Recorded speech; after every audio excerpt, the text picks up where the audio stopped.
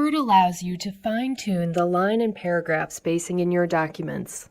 In this example, I'd like to start by changing the line spacing, which is the space between each line of text. Start by selecting some text, and then in the paragraph group, click the Line and Paragraph Spacing command. By default, the line spacing is 1.08, so if you change it to 1.0, the lines will be a little closer together.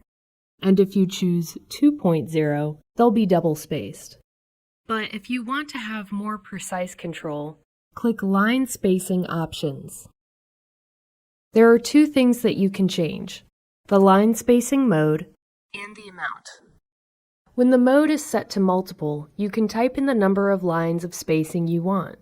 The default is 1.08, so we might change it to something like 1.25 to spread the lines out a little bit. If you're more accustomed to measuring in points, like with font sizes, you can select exactly. Usually, you'll want the spacing to be a little bit larger than the font size. Since I have 12-point text, I'd like to set it to about 14 or 15. Now, you may have noticed that there is some extra space between each paragraph. That's because Word adds paragraph spacing by default.